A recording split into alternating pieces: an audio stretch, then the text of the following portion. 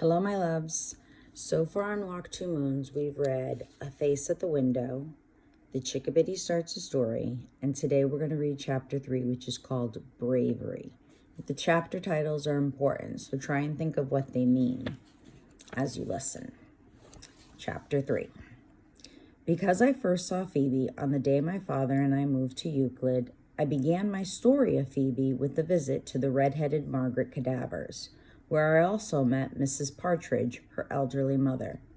Margaret nearly fell over herself being nice to me. "What lovely hair," she said, "and aren't you sweet?" I was not sweet that day. I was being particularly ornery. I wouldn't sit down, and I wouldn't look at Margaret. As we were leaving, Margaret whispered to my father, "John, have you told her yet how we met?"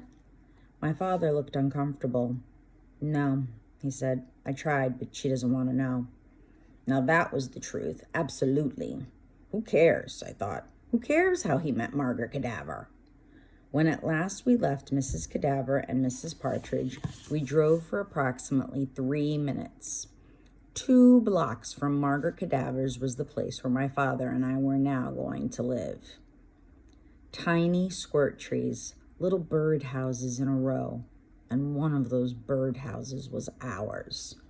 No swimming hole, no barn, no cows, no chickens, no pigs. Instead, a little white house with a miniature patch of green grass in front of it. It wasn't enough grass to keep a cow alive for 5 minutes. "Let's take a tour," my father said rather too heartily.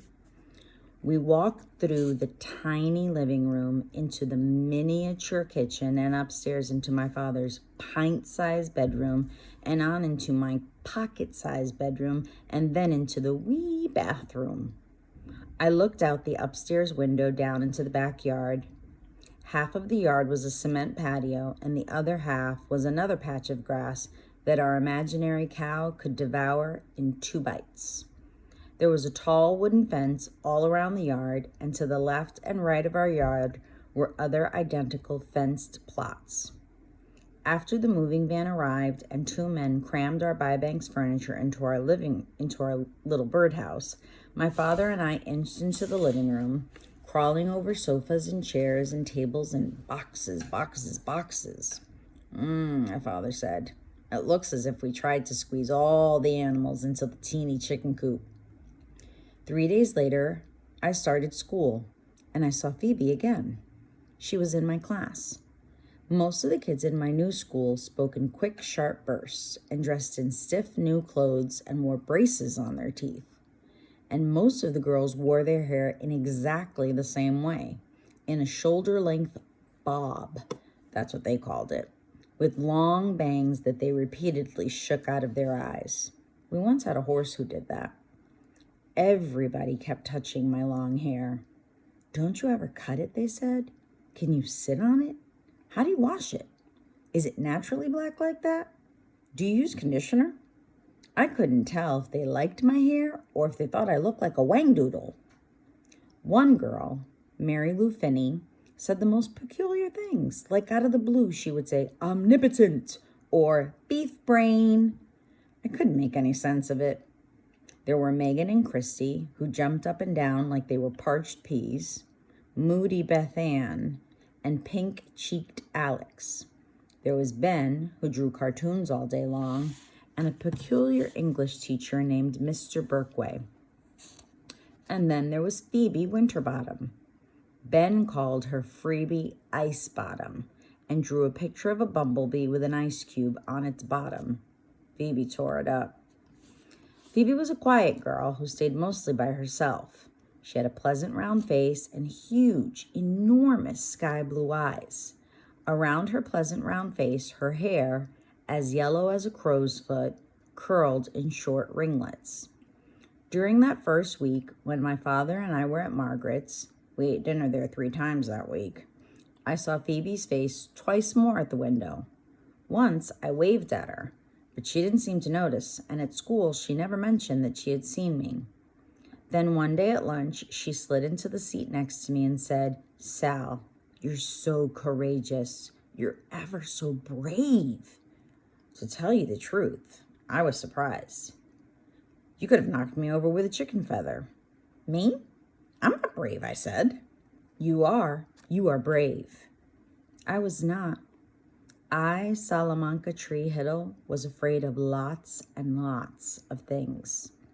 For example, I was terrified of car accidents, death, cancer, brain tumors, nuclear war, pregnant women, loud noises, strict teachers, elevators, and scads of other things. But I was not afraid of spiders, snakes, and wasps. Phoebe and nearly everyone else in my new class did not have much fondness for these creatures. And so on that day, when a dignified black spider was investigating my desk, I cupped my hands around it, carried it to the open window, and set it outside on the ledge. Mary Lou Finney said, "Alpha and Omega, will you look at that?" Beth Ann went white as milk. All around the room, people were acting as if I had single-handedly taken on a fire-breathing dragon. What I have since realized is that if people expect you to be brave, sometimes you pretend you are, even when you're frightened down to your very bones. But this was later, during the whole thing with Phoebe's lunatic, that I realized this.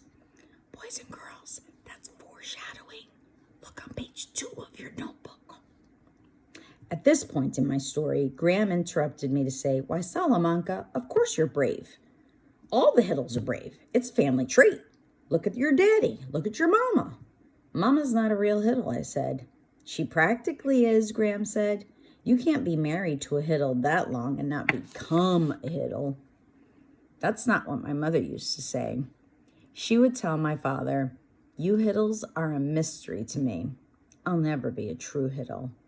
She did not say this proudly. She said it as if she were sorry about it, as if it was some sort of failing in her.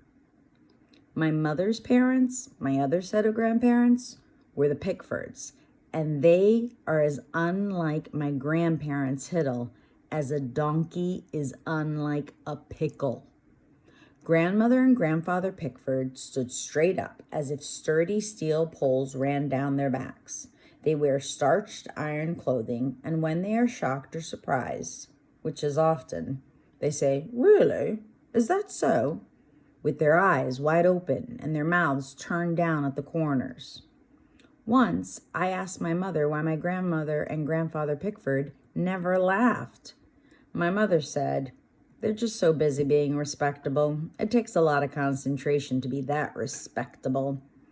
And then my mother laughed and laughed in a gentle way, and you could tell that her own spine was not made of steel like theirs, because she bent in half, laughing and laughing. My mother said that Grandmother Pickford's one act of defiance in her whole life as a Pickford was in naming her. Grandmother Pickford, whose own name is Gayfeather, named my mother Chanhassen. It's an Indian name, meaning tree sweet juice, or in other words, maple sugar. Only Grandmother Pickford ever called my mother by her Indian name, though. Everyone else called my mother Sugar. Most of the time, my mother seemed nothing like her parents at all, and it was hard for me to even imagine that she had come from them. But occasionally, in small, unexpected moments, the corners of my mother's mouth would turn down, and she'd say, "Really? Is that so?" and sound exactly like a Pickford. Lots to think about, lots of figurative language. There was that foreshadowing. We learned about Sal's mom. Her real name's Chanhassen. We learned about Sal's mom's parents, the Pickfords. We learned a little bit more about Graham and Gramps. And we learned about her new school and her classmates, and a little bit about Phoebe. And we also learned some stuff about Sal and what she thinks of herself. Lots to discuss.